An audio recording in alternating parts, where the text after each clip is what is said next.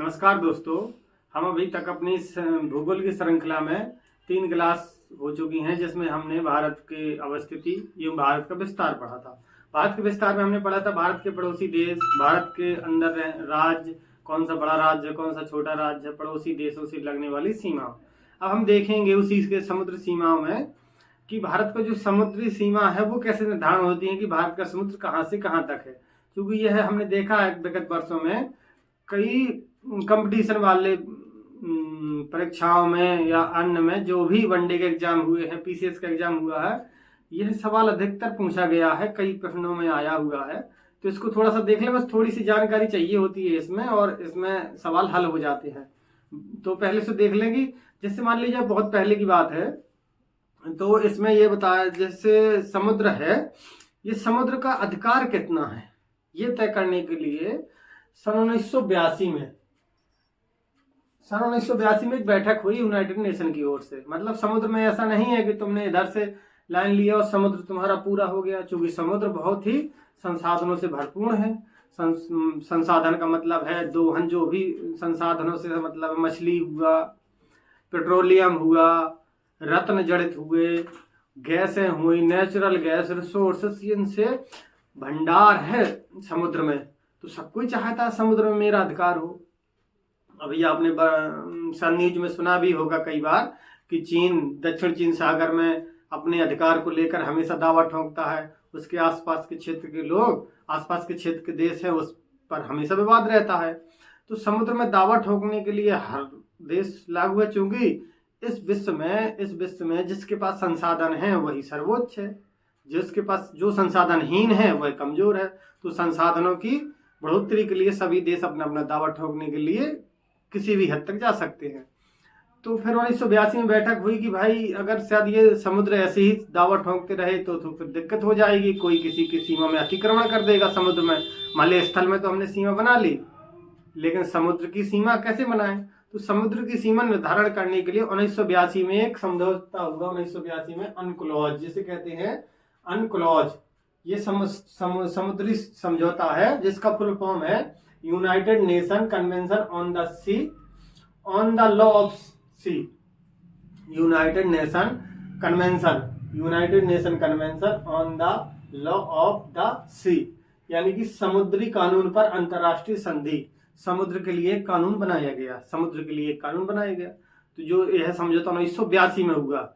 उससे पहले यह समझौता नहीं था, तो ज्यादा विवाद उत्पन्न होते थे। इस विवाद को समाप्त करने के लिए यह समझौता हुआ। तो पहली बात तो आप नोटबुक और पेन लेकर बैठे होंगे, तो सबसे पहले आपको यही लिखना है कि अनक्लॉज 1982 बनाया गया। अनक्लॉज का full form United Convention of the law of the C, on the law of the Sea हुआ। ठीक, तो ये लिख लिया। इसके बाद हमें देखना है कि समुद्र की सीमा कैसे निर्धारण होगी, समुद्र की सीमा का निर्धारण कैसे होगा।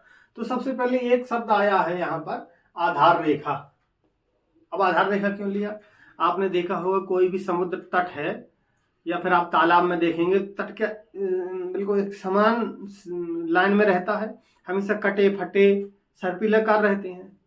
तो अगर मान लिया जाए, कह दिया जाए कि इधर से समुद्र को नाप दो और इस स्थान से समुद्र में नापने पर अलग दूरी आएगी, अगले स्थान से नापने पर अलग दूरी आएगी। तो ये दूरी वेरिएट ना करिए, इसका वेरिएशन ना बदले, इसके लिए उन्होंने एक आधार रेखा कॉन्सेप्ट लिया। आधार रेखा कॉन्सेप्ट ऐसे लिया कि मान लिया जाए ये समुद्र, ये भारत का नक्शा है, हमने एक वो ले लिया। भारत में विश्व के हर देश के लिए लागू होता है, तो हम यहाँ पर भारत के लिए पढ़ा रहे हैं, तो भारत को लेकर हम चलेंगे। ठीक है, मान लिया भारत की तट रेखा इस तरह घूमी हुई है। अब हमने ये देखा कि अगर हम इधर से नापेंगे और वही दूरी तो अलग आएगी, और इधर से नापेंगे उतनी ही दूरी तो अलग दूरी तय हो जाएगी, यानी कि समुद्र में भी लाइन बन जाएगी। तो इसको तय करने के लिए उन्होंने कहा कि एक आधार रेखा खींचे। आधार रेखा का मतलब होता है, देखो कैसे, मान लिया जाए ये कोई तट रेखा है, यहां से कोई एक तट रेखा है। ठीक है, तो उन्होंने कहा जो तट का सबसे उच्चतम भाग है, उच्चतम भाग का मतलब सबसे समुद्र में सबसे ज्यादा जो प्रवाहित है, समुद्र में सबसे ज्यादा निकला हुआ भाग है, उससे उस बिंदु से लेते हुए एक लाइन खींच दो, जिससे ये सारे समुद्र बिल्कुल एक लाइन सीध में आ जाएगा। जो एक अंदर का पानी हो जाएगा, एक बाहर का पानी हो जाएगा। जिस ये अंदर के पानी को कहा गया है आंतरिक जल का, क्या क्या कहा गया, आंतरिक जल, बेसलाइन, और इसको कह दिया गया है आधार रेखा। आधार रेखा, ये आधार रेखा क्यों बनाई गई, बताया कि समुद्र तट कटा फटा रहता है, अगर हर अलग अलग बिंदुओं से दूरी नापी जाएगी तो अलग अलग आएगी, दूसरे स्थान पर भी वही चीज हो जाएगी फिर अन्य देशों के साथ। तो उन्होंने कहा कि एक आधार रेखा खींच दो, जो सबसे घुसा हुआ भाग है, सबसे घुसा हुआ भाग है समुद्र में जमीन का, उस बिंदु को लेते हुए एक लाइन खींच दो, इससे ये सारे जो अंदर वाले पार्ट हैं वो एक सीध में आ जाएंगे, और जो अंदर वाले भाग को कह दिया उन्होंने ये आंतरिक जल। ये आंतरिक जल है, समझ में आ गया, आधार रेखा। तो जो भी दूरी नापी जाएंगी हमारी आधार रेखा से नापी जाएगी, ठीक। तो उन्होंने समुद्र के निर्धारण के लिए 3 क्षेत्र निर्धारण किए। 3 क्षेत्र का मतलब 3 क्षेत्र बनाए हैं। आधार रेखा से 12 नॉटिकल मील। अच्छा, नॉटिकल मील का चीज समझ लीजिए, नॉटिकल मील क्या होता है। जब भी हम पानी में कोई दूरी नापते हैं, जैसे हमने स्थल में दूरी नापने वाली स्थिति है, तो हम स्थल में दूरी नापने के लिए हम किलोमीटर का उपयोग करते हैं, जैसे 1 किलोमीटर, 2 किलोमीटर, 5 किलोमीटर, 10 किलोमीटर। हम जब पानी में दूरी नापते हैं तो नॉटिकल मील में नापी जाती है। समुद्र में जो भी जहाज चलते हैं, जो भी शिप चलते हैं, वो हमेशा दूरी नॉटिकल मील में ही लिखते हैं कि हमारा 1 नॉटिकल मील हो गया, 2 नॉटिकल मील, 3 नॉटिकल मील। तो नॉटिकल मील, 1 नॉटिकल मील बराबर होता है 1.8 किलोमीटर, यानी कि 1.8 किलोमीटर 1 नॉटिकल मील के बराबर होता है। ये लिख लीजिए, जो कि ये कभी कभी पूछा भी गया है 1-2 बार कि 1 नॉटिकल मील में कितने किलोमीटर होते हैं, तो 1.8 किलोमीटर होते हैं। तो हमने कहा आधार रेखा से 12 नॉटिकल मील एक क्षेत्र बनाया, एक क्षेत्र बनाया आधार रेखा से। देखो ये 24 जो नॉटिकल मील है ये इधर से नहीं है, आधार ही रेखा से 24, यानी कि 12 ये टोटल 24। तो आधार रेखा से 24 नॉटिकल मील एक क्षेत्र बनाया, और आधार रेखा से ही 200 नॉटिकल मील एक क्षेत्र बनाया। तो जो आधार रेखा से 12 नॉटिकल मील है उसको कहते हैं हम प्रादेशिक समुद्री सीमा, टेरिटोरियल सी।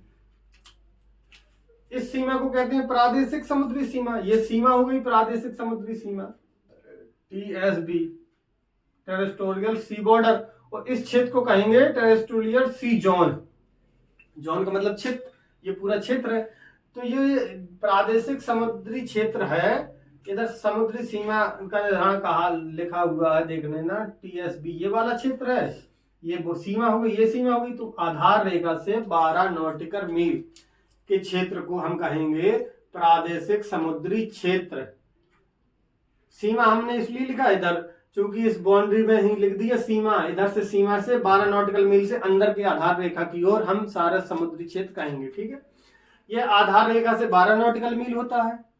भारत का इसमें संपूर्ण अधिकार है। संपूर्ण अधिकार का मतलब होता है भारत इसमें दोहन करेगा, इसके प्रशासनिक देखरेख के लिए होगा, अगर कोई जहाज जिस पे आता है तो उसका शुल्क लेगा, बंदरगाह बनाएगा, इन चीजों के लिए सभी अधिकार इसके, यानी कि भारत का संपूर्ण अधिकार है, किसी का इसमें हस्तक्षेप नहीं हो सकता कि वह इसमें क्या कर रहा है, ये भारत का। अगर आधार रेखा से दूसरा चीज थे तो पहला नंबर लिख लिए प्रादेशिक समुद्री सीमा, इसमें नंबर लिख डालिए प्रादेशिक समुद्री सीमा। प्रादेशिक समुद्री सीमा आधार रेखा से 12 नॉटिकल मील पहला लिख लिया। दूसरा लिखिए, नंबर 2 में लिखिए, ये इसमें भारत का संपूर्ण अधिकार है, इसमें भारत का संपूर्ण अधिकार रहता है। संपूर्ण अधिकार मतलब यह पूर्ण रूप से भारत के ज्यूरिडिक्शन में आता है, ठीक है।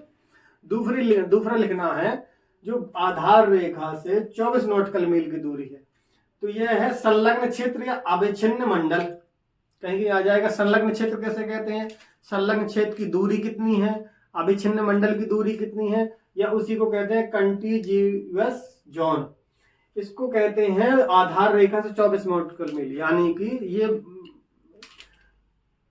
प्रादेशिक सीमा से 12 नॉटिकल मील या फिर आधार रेखा से 24 नॉटिकल मील। ये हर सारी दूरी आधार रेखा से ही नापी है, आधार रेखा से ही नापी गई है, ना कि यहाँ से।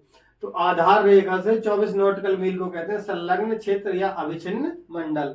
इसमें क्या है, तो नंबर 2 में हेडिंग डाल के लिख लीजिए संलग्न क्षेत्र या अविच्छिन्न मंडल। यह है आधार रेखा से 24 नॉटिकल मील की दूरी तक होता है, बस इतना याद रखना। दोनों ही चीजें आधार रेखा से 24 नॉटिकल मील या आधार रेखा से 12 नॉटिकल मील, दूसरी चीज आ गई, इसमें क्या क्या अधिकार है भारत के? प्रशासनिक अधिकार है उसका, नंबर 1 प्रशासनिक अधिकार। इसका हम अर्थ पता है, प्रशासनिक अधिकार का मतलब होता है हम वहां पर कैंप बेस बना सकते हैं, सैनिक बेस बना सकते हैं, इसमें कोई दिक्कत नहीं है। प्रशासनिक जो भी चीजें कर सकते हैं। सीमा शुल्क, राजस्व, आप्रवासन। सीमा शुल्क, अगर कोई उससे जहाज गुजर रहा तो हम उससे शुल्क ले सकते हैं।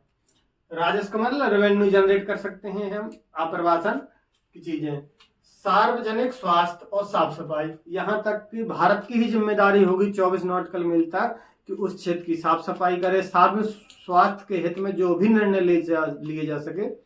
सार्वजनिक स्वास्थ्य का निर्णय का मतलब होता है जैसे मान लिया जाए इस क्षेत्र में कोई ऐसी तेलीय पदार्थ गिर गया या फिर कोई ऐसी जहरीली केमिकल गिर गया या फिर कोई गैस रिलीज हो गई तो उसकी जिम्मेदारी भारत के पास है, उसको जल्दी से जल्दी हटाए, जिससे जो समुद्र में बायोडायवर्सिटी है, जैव विविधता है, खनिज संसाधन है, उसका कोई ह्रास ना होने पाए।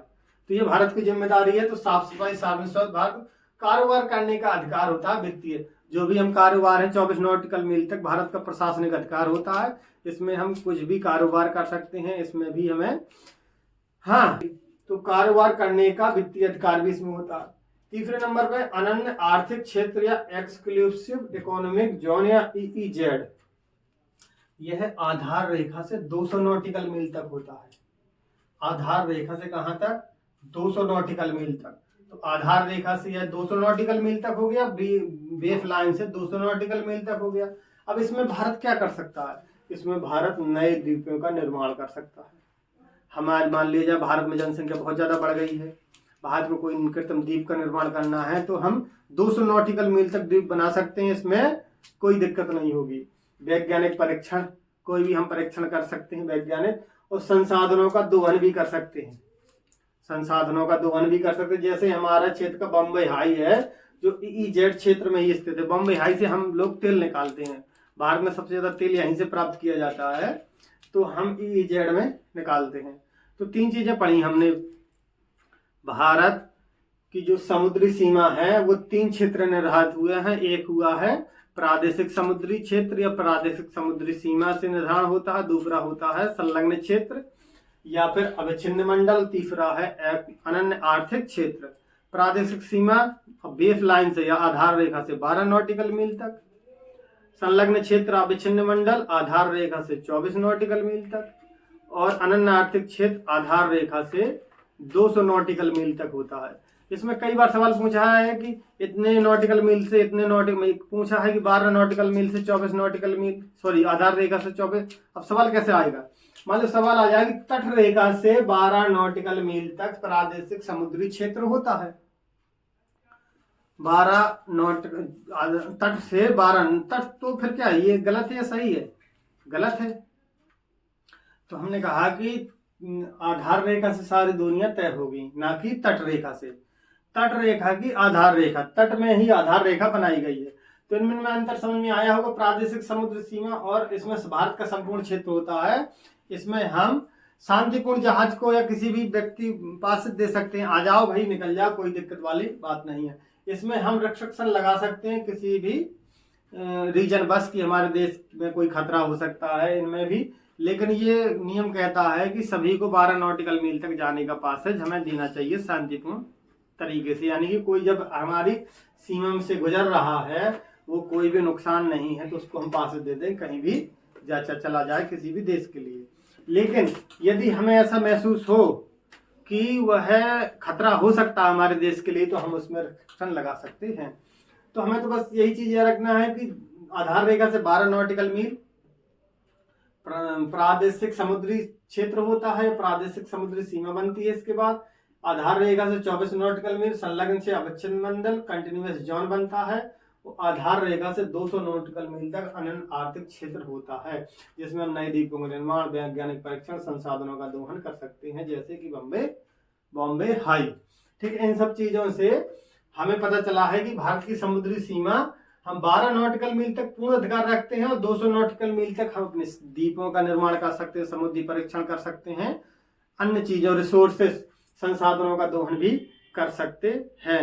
नेचुरल रिसोर्सेज जो भी है, गैस है, ऑयल है, ऑयल नेचुरल गैस मिलती है हमें, बहुत से रत्न जड़त मिलते हैं, बहुत सी दवाओं का भी उपयोग मिलती हैं, वो सब हम उपयोग कर सकते हैं। तो इस हो गई है भारत की समुद्री सीमा का निर्धारण इस प्रकार होता है। समुद्री कानून 1982 में बना, इतना याद रख लो। अब एक चीज और याद रख लो कि एक इसके बाद क्या है, मान लो 200 नॉटिकल, इसके बाद क्या है, इसके बाद है हाई सी, इसको कहते हैं हम खुला क्षेत्र। अगर आप देखना चाहें तो इसके बाद जो 200 नॉटिकल मील के बाद होता है इसे हम बोलते हैं हाई सी, यानी कि ये 200 नॉटिकल के बाद बिल्कुल खुला क्षेत्र है, कोई भी इसमें किसी का अधिकार नहीं है, आप कहीं भी जा सकते हैं, कहीं भी आ सकते हैं, कोई आपका रिस्ट्रिक्शन नहीं है, आप ले जा सकते हैं। इसकी हाई सी का मतलब होता है खुला क्षेत्र, खुला समुद्री क्षेत्र, खुला समुद्री क्षेत्र, इसमें किसी भी देश का अधिकार नहीं है। हाई सी एक ट्रीटी हुई थी 1958 में, अगर ये लिखना हो तो हाई सी एक ट्रीटी हुई थी, यानी कि इसमें किसी का अधिकार नहीं रहता है। हाई सी ट्रीटी 1958 में हुई थी जिनेवा, ठीक है। और भारत भी इसका सदस्य सन 2024 में हस्ताक्षर हुआ, 2023 में इसका सदस्य बना है भारत, तो हाई सी ट्रीटी हुआ। तो इतना आपको समझ में आ गया, इतने में ही आपका सवाल हल हो जाएगा। आप इस प्रकार के पिछले बार भी कोई भी सवाल हैं तो उनको एक बार निकालिए और इतना पढ़ने के बाद वो सवाल हल कीजिए। अगर वो सवाल आपके दायरे में आते हैं तो आपका मतलब है कि आपको ये चीजें, तीनों चीजें समझ में आ गई। यानी कि भारत की समुद्री सीमा किसी भी, मतलब भारत की नहीं मैं कह रहा हूँ, कोई भी देश हो उसके समुद्र सीमा यही है, उसकी 12 नॉटिकल मील तक उसका टेरिटोरियल सी जोन होगा, 24 नॉटिकल मील तक होगा संलग्न क्षेत्र अवच्छिन्न मंडल, और 200 नॉटिकल मील तक होगा अनन्य आर्थिक क्षेत्र। आर्थिक क्षेत्र का मतलब यही है कि हम उसमें आर्थिक गतिविधियां कर सकते हैं हमारे देश के प्राप्त होने के लिए।